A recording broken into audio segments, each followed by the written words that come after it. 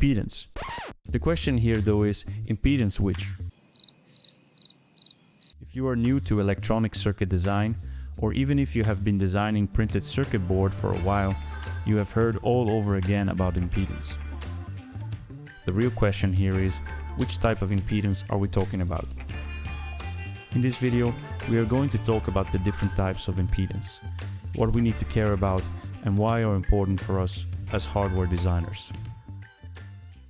Before we start, we have to define three important fundamentals. Definition of a net. Definition of impedance. Definition of round trip time of flight.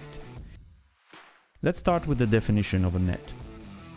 A net in electronics is an electrical path that joins two or more points or pins on a circuit board. It consists of conductive pathways or interconnected routes that allow the transmission of signals between them. When we talk about a net, we need to consider two elements: a signal path and a return path. There is no net if one of these is missing. This also makes sense because if we think in terms of current, we know that current always flows in loops. This means that we need to have one path where the signal current flows and the counterpart where the return current flows back to the source.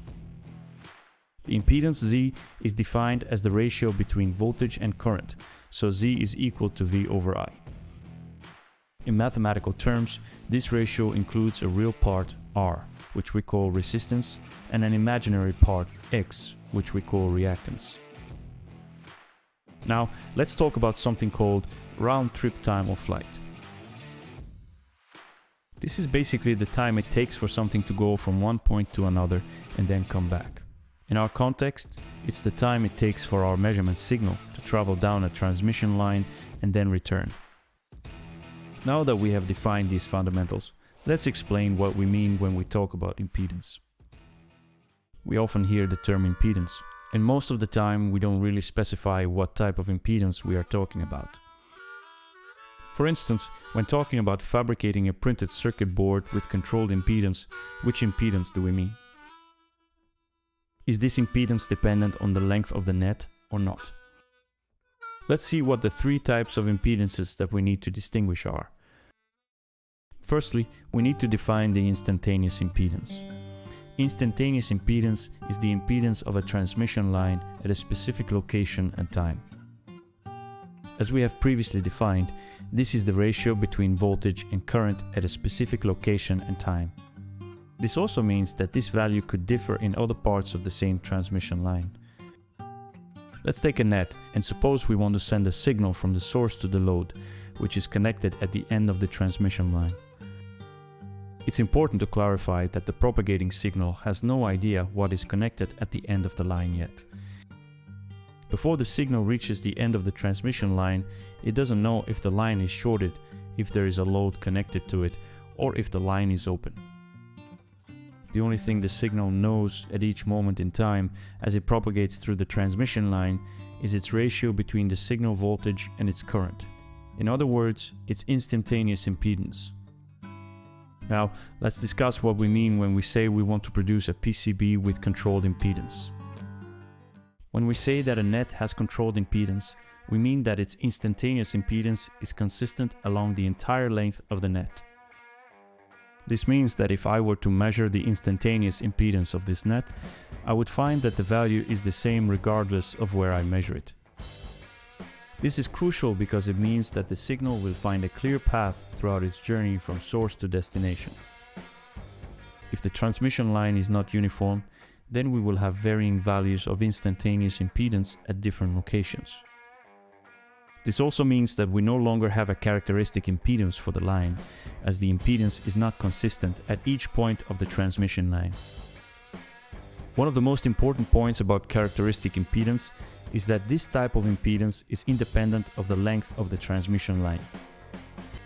This is why we can say that our traces, for instance, have a 50 ohm impedance, even without specifying their length. The characteristic impedance is exactly the value we communicate to the PCB manufacturer when we want to design a controlled impedance printed circuit board.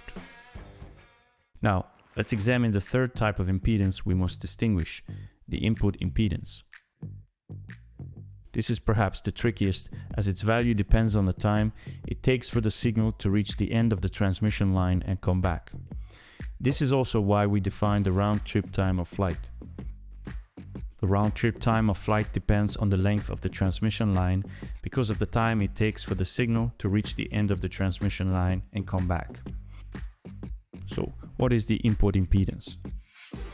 In simple terms, the input impedance is the value of the impedance seen by the signal before it completes a round-trip time of flight. To explain it better, imagine we have a very long PCB with a net from Earth to Mars. Our job is to measure the input impedance of this PCB with a multimeter. When we touch the net in the PCB with the tips of the multimeter probes, meaning one probe is touching the signal path and the other the return path, a signal is injected into the transmission line. The signal starts to travel through the PCB net and the multimeter begins reporting the measurement. As the signal propagates through the transmission line, the impedance it measures will be the instantaneous impedance of the net at each point in time, because the signal still has no clue what is connected at the end of the line. In fact, there could be anything there: an open line, a shorted line, or a load. Until the signal reaches the end of the line and then comes back, we will keep seeing the value of the instantaneous impedance displayed on the multimeter. Only after the signal has completed one round-trip time of flight might the value displayed on the multimeter change. This is because by then the signal will have informed us if the line is open, has a short, or has a load. After at least one trip time of flight has been completed, the value we see displayed on the multimeter will reflect the condition at the end of the line. If there is a 2 kilo ohm resistor connected at the end of the line, that is the value we will see. If there is a short circuit at the end of the line, then the value we see will be 0. Or if there is an open line, the value will be undefined. The same principle applies for a small PCB, but the time it takes the signal to complete one round-trip time of flight will be much shorter, and therefore the value measured on the multimeter will change faster from being the value of the instantaneous impedance to the value at the end of the transmission line. This is also why when we buy 1 meter of coaxial cable with a 50 ohm impedance, if we try to measure the impedance of this cable with a regular multimeter, the value will not be 50 ohm, because the time it takes the signal to complete a trip time of flight is very short, and we would be measuring the open end of the cable. Now, why do we care so much about all these impedance terms? When designing printed circuit boards, it's important to understand that since impedance is the ratio between voltage and current, if the impedance changes, it means that this ratio changes. But if this ratio changes, then our signal changes, and this is not what we want to happen. Especially when we have very low margins for signal voltage errors, such as in LVDS signals, we need to be extra careful in maintaining the integrity of the signal throughout its propagation journey. The change in impedance that a signal sees is what causes the reflection of the signal. That's why we want to make sure we design traces with controlled impedance, exactly to avoid impedance mismatches and therefore reflections. So, what is the takeaway from all of this?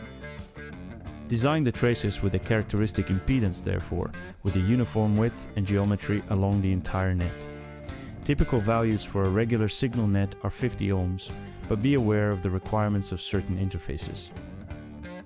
For instance, for interfaces such as USB, CAN bus, LVDS, and Ethernet, the requirements for the impedance change, so you need to be aware of the required characteristic impedance for these special nets. I hope this video simplified these three notions of impedance. If you are passionate about printed circuit board design, then join our PCB hackers community at fressuelectronics.com.